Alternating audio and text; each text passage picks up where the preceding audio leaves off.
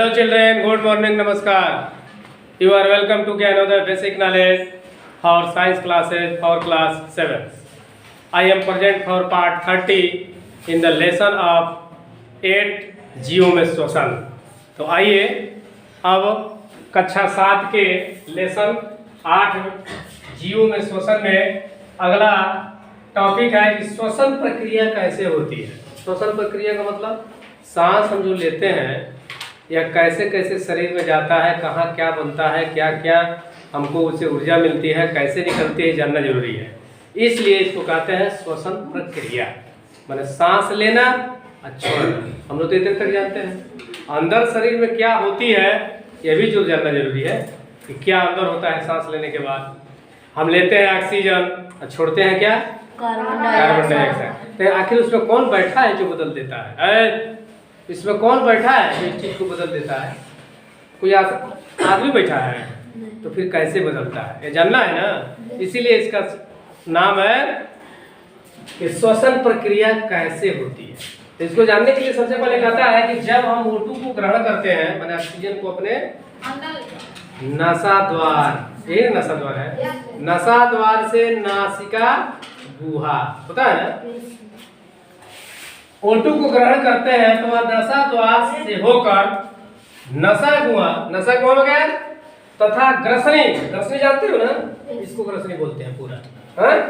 ग्रसनी से होकर श्वास नली तथा श्वास नली से फेफड़े के यहाँ नसा द्वार से नसा गुहा से अंदर होते हुए आ गया ग्रसनी से जब नीचे जाएगा तो यहाँ दो देखो, दाहिना एक बाया, दो फेफड़ा बना है ना, यहाँ से दो नसें हैं, दोनों में जाता है। वहां से हम सांस लेते हैं, खुलता है, सिकुड़ता है, खुलता है, सिकुड़ता है, होता है ना।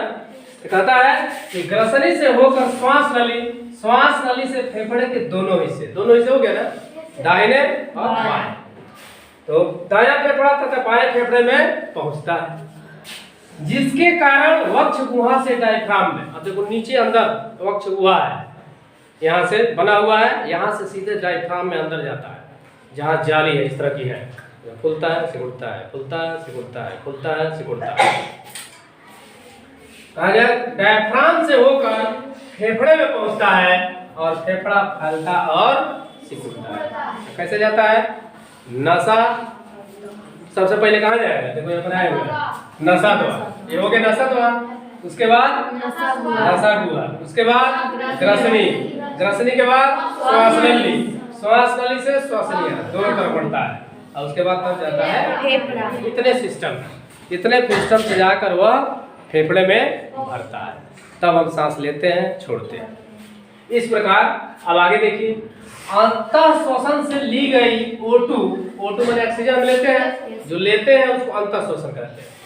कोशिकाओं में उपस्थित ग्लूकोज और जो कोशिका हमारा अंदर है शरीर में सब बना हुआ है, यह ऑक्सीजन जाके करता क्या है कि उसी ग्लूकोज मैंने समझ लो हल्का फुल्की भाषा में चीनी, हाँ शरीर में चीनी होता है ना, तो उसको क्या करता है कि कार्बन डाइऑक्साइड और जल में तोड़ देता है। जो ऑक्सीजन जाता है हमारे सेलों में तो उसको क्या करता है, कार्बन डाइऑक्साइड और जल में विखंडित कर देता है, यानी तोड़ देता है। उसके बाद जहां ऊर्जा निकल जो टूटता है तो सबसे पहले क्या बनता है, कार्बन डाइऑक्साइड, उसके बाद क्या बनता है, जल, और उसके बाद ऊर्जा वहां से बाहर निकलती है जिससे अब यह ऊर्जा कहाँ लगाया जाता है, इसका क्या क्या काम होता है। पाचन क्रिया, श्वसन क्रिया, उत्सर्जन में खर्च होती है। देखो पचाने में भी ऊर्जा की खर्च होती है, मशीन चलता है तो उसमें ऊर्जा चाहिए ना जी, उसमें फिर उसको बाहर निकालने में भी ताकत चाहिए, ताकत लगता है कि नहीं लगता है, तो वहां भी ऊर्जा की जरूरत है, ठीक है। वहाँ प्रेशर से दबाने का भी जरूरत है, तो वहाँ भी ऊर्जा खर्चा होता है। तो यह ऊर्जा जहाँ जहाँ सांस लेने में, भोजन को पचाने में, भोजन को बाहर निकालने में, हर जगह ऊर्जा की जरूरत है। वही ऊर्जा हमारे शरीर में काम करती है। पाचन क्रिया, श्वसन क्रिया, उत्सर्जन में खर्च होती है, ठीक है ना। इसी ऊर्जा से हम दैनिक क्रिया कर पाते हैं, और यही जो ऊर्जा बची रहती है हमारे पास, खेत कोड़ने में, खेत जोतने में, दौड़ने में, कूदने में, तेज बोलने में, भागने में, झगड़ा करने में, मारने में। आखिर शरीर में ऊर्जा हो रही है तब ना कम करेगा। तो सारी ऊर्जा वहीं से निकलती है, कहाँ से?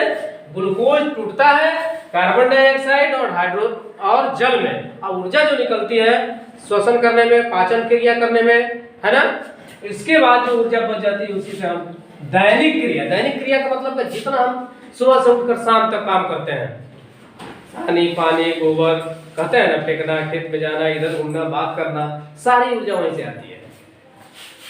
अच्छा, सोने के बाद उठने के बाद हम जगते हैं, एनर्जी ज्यादा रहती है कि नहीं, इसलिए कि खर्चा नहीं हुआ रहता है तो शरीर में कलेक्ट रहता है। और जब हम जगते हैं धीरे धीरे काम करने लगते हैं, मुंह धोके कुछ खाएंगे पिएंगे नहीं, तो 8 से 10 बजे के बीच में धीरे धीरे बैटरी डिस्चार्ज होने लगेगी। यार जल्दी पानी पिएगा हो, अब हम भूख लग गई, कहते हैं ना, तुरंत ऐसे दिमाग को सूचना देता है कि तुरंत कुछ खाइए, नहीं खाइएगा तो आपकी ऊर्जा धीरे धीरे खत्म हो रही है और तुरंत हम मांगने लगते हैं। कोई ऐसा नहीं कि लाड उसको लेके बोला था खा लो खा लो खा लो खा लो, कोई नहीं बोलता है। ऐसा सिस्टम है बना हुआ है कि दिमाग को तुरंत इंडिकेशन देता है कि अब आपको पानी चाहिए, अब आपको खाना चाहिए, तुरंत इसकी व्यवस्था करिए। आता आदमी खेत में काम करके पूछता है औरतों से घर में खाना वाला कुछ बनल नहीं, दराई बनल, अरे अभी काम करके खाना नहीं मिला, कैसे काम करेंगे, कैसे रहेंगे जी, तो तुरंत डांट पड़ने लगती है ना। तो इसलिए ऊर्जा जरूरी है। तो सुबह जब हम उठते हैं तो ऊर्जा खर्च नहीं हुई रहती है, तब ज़्यादा तेज बोलते हैं, दौड़ दौड़ के ये काम करो वो काम करो वो काम करो, 2 घंटे के बाद धीरे धीरे मुरझाना शुरू हो जाता है। इसलिए ऊर्जा जरूरी है। कहता है कि दैनिक क्रिया कर पाते हैं, यह सारा काम पूरी शारीरिक कोशिकाओं में होती है, यह पूरा काम पूरे शरीर के पूरे अंगों में होती है, ठीक है, जिसे हम कोशिकीय श्वसन कहते हैं। इस पूरी क्रिया को हम क्या कहते हैं, कोशिकीय श्वसन। अब है कि अब से बताया है ना कि सबसे पहले हवा ले गए नसा द्वार, तब नसा द्वार, तब ग्रसनी, तब श्वास नली, तब श्वासनीय, उसके बाद ये पूरा सिस्टम है। मैंने एक साथ में चाहोगे इसको याद कर लोगे तो पूरी इसकी व्याख्या कर सकते हो कि सांस कैसे कैसे कहाँ कहाँ जाता है।